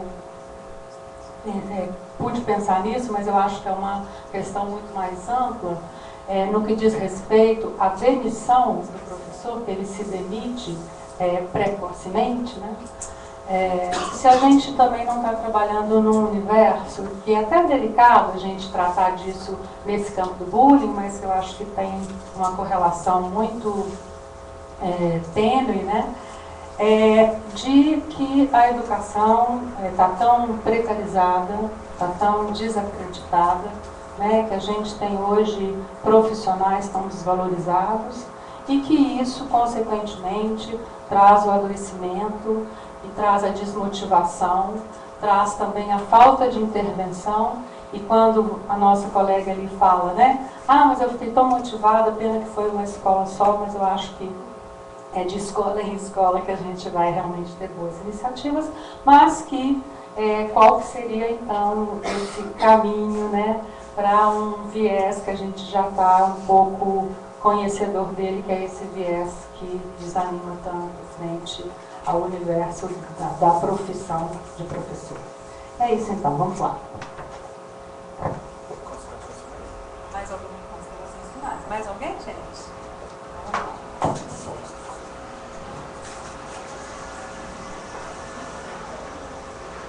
O meu recado é simples. Lutemos contra a segregação todo momento que pudermos. É isso que nós temos que fazer. Nós, psicólogos, podemos ofertar a palavra para fazê-la circular. Isso é o que a gente precisa fazer. É a nossa função no mundo. É essa. Permitir que alguém seja escutado na sua singularidade. O que é singularidade? É a tensão que se dá entre o particular e o universal. O sujeito é inscrito numa... todo sujeito é sujeito moral. Ele é inscrito numa sociedade. Como está no sujeito moral. Mas o encontro com o universal faz com que acorde nele particularidades. Essa tensão gera uma forma de ser, uma forma única de ser. E é isso que a gente tem que buscar em todos os momentos. Então, eu não sou partidário tanto de qualquer idealização de sociedades não ocidentais. Sociedades antigas, ou indígenas, ou qualquer delas. Como se existisse algum lugar em que isso foi melhor sanado. Porque não há. Não acredito que tenha havido isso. Acabo de voltar da África, onde eu passei um bom tempo de uma pesquisa que nós estamos implantando no laboratório de psicologia, psicanálise e educação lá, e de um trabalho extenso e muito longo, e é assustador verificar como a mitologia africana, aquilo que eu esperava que fosse encontrar, não encontrei. E aí você começa a desconfiar que nós aqui mitificamos uma forma de ser do africano que ele não existe mais. Isso é muito assustador para nós, porque nós aqui temos uma concepção. Já existiu então? Não sei. Porque eu acho que nós construímos a ideia que faz com que nós construímos um mito com o qual a gente vive. O bom selvagem? O mito do bom selvagem. O Rousseau nos ajudou, né? Bem, com relação ao recado para a questão da demissão e da precarização, não há dúvida que temos que remunerar melhor os nossos professores. Temos que remunerar melhor, temos que dar melhor condição, remunerar mesmo. Porque um professor qualificadamente, um professor com melhor qualidade, é um professor que se sente bem e bem remunerado na profissão dele. Então isso é básico. Agora, a despeito de toda tentativa de se tentar fazer isso, nós temos, a meu ver, que garantir a esse professor espaços de escuta, espaços formativos, formas com que ele tenha momentos dentro da sua hora de trabalho, que ele possa dedicar-se a colocar as suas dificuldades, não escondê-las debaixo do tapete, circular suas formas de ser para trocar com as experiências com os outros e, ao mesmo tempo, possibilitar uma inscrição sobre determinado tema. Então, essas coisas são fundamentais. Ele precisa ter esse fórum de trabalho para que ele possa se reinscrever nele, responsabilizar-se. Porque não há dúvida de que Nós temos muitas boas iniciativas, a gente conhece muitos que fazem isso, mas a grande leva dos professores, e isso tem sido atordoado de forma muito genérica, é essa demissão subjetiva, é esse ceder do seu desejo, como a gente vem verificando, quer dizer, o professor cede do seu desejo, ele recua para não se colocar à prova. E por quê? Porque ele não tem espaço, ele não tem foco, ele não acha ali lugar possível para se colocar, para colocar suas questões. Então essa é a chamada. Né? Lutemos contra a segregação e permitamos que as pessoas possam colocar algo de si nesse cenário. Eu quero agradecer a oportunidade de participar dessa mesa. Muito particularmente quero agradecer as intervenções do Zenivaldo, da Lenise, da Renata, do Almir. Vocês fizeram perguntas, fizeram colocações, fizeram provocações extremamente estimulantes, né? Quero agradecer a honra que tive de estar aqui ao lado do professor Marcelo, né? A honra que me foi concedida pelo CRP, e saio daqui dessa mesa com uma série de questões, uma série de perguntas, né? Que me estimularão muito nos próximos dias e período, né? No mais, eu gostaria de registrar que essa programação é uma programação de qualidade excelente, uma iniciativa que todas as representações profissionais deveriam cuidar, né? De estimular os seus profissionais a reciclar, os estudantes que vão ingressar numa carreira, a envolver um aspecto, numa dimensão como essa, que é formativa e que promove uma reflexão tão interessante. E que isso tudo seja capaz de nos estimular a práticas inovadoras, né? A fazermos coisas diferentes e novas. Obrigado. Então, gostaria de agradecer, né, a presença de todos e principalmente aos nossos convidados, né, e a contribuição que foi muito rica e realmente, né, deixou a gente ainda com mais questões para levar e para pesquisar, né. Muito obrigado, professor Marcelo, certamente aí, né, trazendo toda a sua pesquisa e a sua experiência no campo, principalmente da psicologia da psicanálise, isso nos instiga muito. E professor Clóvis também, que vem e traz para a gente toda essa contribuição do campo da filosofia, que é uma contribuição muito querida para a psicologia, né? E agradecer em nome do Conselho e que a gente tenha outros espaços de problematizar essa grande questão. Obrigada, gente, boa noite. Não deixe de avaliar o nosso evento.